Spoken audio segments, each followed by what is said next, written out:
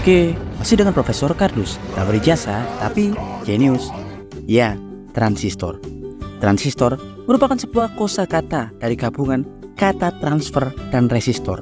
Yang artinya, transistor merupakan sebuah perangkat yang memiliki fungsionalitas mentransfer atau menghubungkan arus dan meresistor atau menghambat arus, terutama listrik. Dalam sebuah perangkat dan sistem elektronik, dalam segala teknologi modern yang kita gunakan saat ini, peran transistor super sangat vital. Ya, hampir segala perangkat teknologi dan elektronik pasti menggunakan transistor untuk mengontrol aliran arus yang masuk pada gerbang transistor dari beberapa sumber aliran arus yang memungkinkan setiap daya atau arus yang mengalir dalam sistem atau sirkuit elektronik dapat kita kendalikan, memperkuatnya, menghalangi atau menghentikannya. Transistor bahkan umum kita gabung untuk menciptakan gerbang logika yang umum digunakan untuk menyelesaikan berbagai permasalahan dalam sebuah sistem. Transistor disebut-sebut sebagai salah satu penemuan besar dan vital di abad ke-20 ini. Ya, segala teknologi super canggih seperti halnya komputer, smartphone, jam tangan, TV, radio, dan berbagai perangkat elektronik umum pasti memerlukan transistor untuk bekerja. Bahkan, hasil evolusi sebuah transistor mampu memperkecil atau menyederhanakan sebuah perangkat elektronik modern.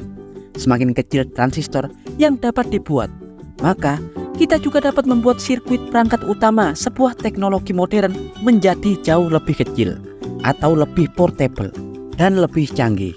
Bahkan saat ini, ukuran transistor dapat diperkecil hingga mencapai 2 nanometer, bahkan lebih kecil dari untaian DNA manusia. Bahkan saking kecilnya ukuran transistor tersebut, kita tak akan bisa melihatnya dengan mikroskop sederhana, kecuali kita menggunakan mikroskop elektron seperti pada chip mikroprosesor IBM, di mana sebuah chip yang hanya berukuran kuku manusia dapat menampung puluhan miliar transistor. Diketahui semakin banyak jumlah transistor yang dapat diinstal dalam sebuah sirkuit elektronik, maka akan semakin cepat dan lebih kompleks pemrograman yang dapat dikerjakan dan dideskripsikan. Ya, tahukah Anda, sebelum transistor ditemukan dan berkembang hingga super canggih sesuai prediksi hukum Moore, dulunya terutama pada era 40-an, umat manusia menggunakan komponen berbentuk relay yang mirip saklar untuk memutus dan menghubungkan arus. Perangkat elektromekanis awal tersebut disebut sebagai tabung vakum atau tabung elektron. Seperti halnya transistor modern, tabung vakum juga bertindak sebagai pengatur tegangan atau arus, terutama pada sistem elektronik klasik. Ada beberapa jenis tabung vakum yang digunakan pada masa lalu, tapi yang paling umum adalah tabung vakum trioda yang tersusun dari 3 bagian utama, yakni katoda, isi, dan anoda. Pada prosesnya, arus atau tegangan listrik akan dilewatkan melalui katoda yang akhirnya memanaskan katoda. Hal itu akan melepaskan elektron-elektron karena dalam tabung terjadi kevakuman karena gas-gas telah dihilangkan. Hal itu membuat hambatan atau resistensi penyekatan elektron akan menghilang yang dapat membuat elektron-elektron tertarik ke kisi anoda yang bermuatan positif. Pada fase ini, arus atau tegangan dapat diukur sebagai keadaan terhubung atau arus mengalir. Tapi ketika muatan-muatan elektron kemudian dihadang oleh kisi atau grid, arus-arus akan mengalami resistensi atau terhambat. Sistem inilah yang nantinya digunakan untuk pengkodean biner klasik pada teknologi klasik, di mana keadaan tabung vakum dapat dibuat mirip saklar dengan keadaan 0 atau terputusnya arus dan 1 atau menghubungkan arus. Cara kerjanya atau prinsipnya mayoritas sama dengan keadaan transistor modern yang digunakan pada pengkodean binary digit untuk mengatur keadaan arus terhambat atau 0 dan terhubung atau 1. Dalam konten sebelumnya, Profesor Kardus telah banyak mengulas bagaimana transistor digunakan pada teknologi modern, terutama pada sistem komputasi kompleks untuk memberi input atau output dalam bentuk kode bilangan biner atau bit. Ya, bentuk tabung vakum berukuran cukup besar. Selain itu, tabung vakum memerlukan tegangan atau arus cukup besar untuk beroperasi. Karena perilaku fluktuasi arus, penghambat, dan penghubung arus sangat penting untuk sebuah teknologi. Maka, perangkat-perangkat klasik seperti sistem telekomunikasi kuno, radio, bahkan komputer kuno pastinya juga memerlukan penyekat dan penghubung arus.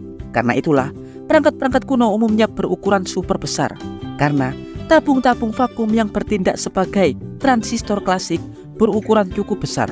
Sebagai contoh, pada komputer kuno milik militer Amerika Serikat, yakni ENIAC, atau komputer Turing tercanggih di zamannya yang dibuat pada era 1946 untuk mengkalkulasi program penghitungan yang digunakan untuk analisis jalur tembakan artileri, roket, ataupun senjata.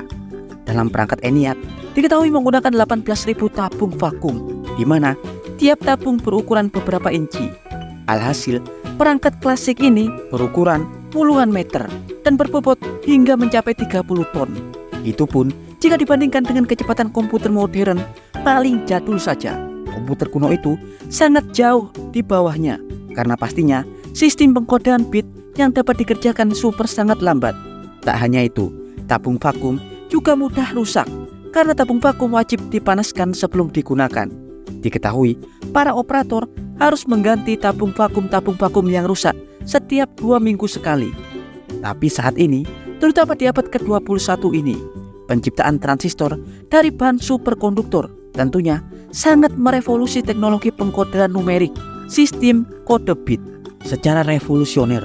Bahkan, transistor-transistor modern dibuat berukuran jutaan kali jauh lebih kecil. Beberapa di antaranya bahkan seukuran seuntai DNA manusia. Hal ini membuat kecepatan atau keakurasian setiap teknologi modern jauh lebih baik. Tak hanya itu, transistor-transistor modern sangatlah kuat, efektif, dan hanya memerlukan asupan daya yang super mikro. Pada konten sebelumnya, Profesor Kardus telah mengulas bagaimana silikon wafer dibuat untuk dibentuk melalui proses litografi canggih hingga menghasilkan rangkaian sirkuit transistor atau resistor dan lain-lain yang berukuran super mikro dan sangat detail. Seperti yang Profesor Kardus jelaskan, transistor-transistor umumnya dibuat dari bahan semikonduktor, yang artinya bahan ini memiliki sifat konduktivitas dan resistensi yang mempengaruhi sifat bahan tersebut. Dalam semikonduktor yang umum digunakan untuk menciptakan sebuah transistor, umumnya adalah silikon. Pada proses fabrikasi, silikon-silikon akan dibentuk menjadi wafer yang nantinya akan didoping khusus dengan bahan yang memiliki 3 elektron valensi atau trivalen dan 4 elektron valensi atau pentavalen. Bahan trivalen atau pentavalen seperti boron atau fosfor wajib ditoping atau dipadukan dengan silikon karena keadaan kristal silikon murni pada wafer hanya memiliki keadaan 4 elektron valensi. Hal itu membuat struktur kristal silikon tidak memiliki elektron bebas yang membuat keadaannya cenderung sangat tidak konduktif. Penambahan ion pentavalen seperti fosfor akan menciptakan 1 elektron bebas yang akan menciptakan konduktivitas tipe N. Konduktivitas tipe N umumnya dihasilkan oleh doping pentavalen yang menciptakan elektron berlebih. Ketika elektron-elektron bebas tersebut tertarik ke elektroda, nantinya elektron berlebih tersebut akan bergerak ke bawah dan arus akan mengalir. Sedang konduktivitas tipe P akan menciptakan lubang-lubang elektron karena doping hanya terdiri dari 3 elektron atau trivalen. Terbentuknya keadaan konduktivitas tipe N dan tipe P sangat penting untuk menciptakan lapisan-lapisan transistor modern pada bahan semikonduktor. Ya, umumnya transistor semikonduktor dibuat dari 3 lapisan bahan semikonduktor. Setiap lapisan harus bermuatan berbeda. Hal ini seperti halnya pada tabung vakum klasik dengan anoda yang bermuatan positif, katoda yang bermuatan negatif, dan kisi. Ketiga lapisan yang dibentuk dan disusun saat proses litografi difungsikan untuk memodifikasi arus dan tegangan. 3 lapisan ini difungsikan sebagai gerbang masukan arus. Keadaan pengotor doping tipe N dan tipe P sangat berpengaruh dalam pembentukan struktur transistor modern. Ya, transistor memiliki gerbang yang memodulasi, yang mengubah arus yang masuk menjadi sinyal melalui saluran utama. Contoh, pada jenis transistor bipolar atau 2 kutub yang umumnya tersusun dari keadaan transistor NPN atau PNP. Transistor NPN dibuat dengan menyusun material dengan konduktivitas tipe P yang dihimpit oleh konduktivitas tipe N. Begitu pula dengan keadaan transistor PNP. Ya, pada dasarnya mekanisme transistor yang dibuat dari bahan semikonduktor dirakit dengan cara menyusun material-material bermuatan.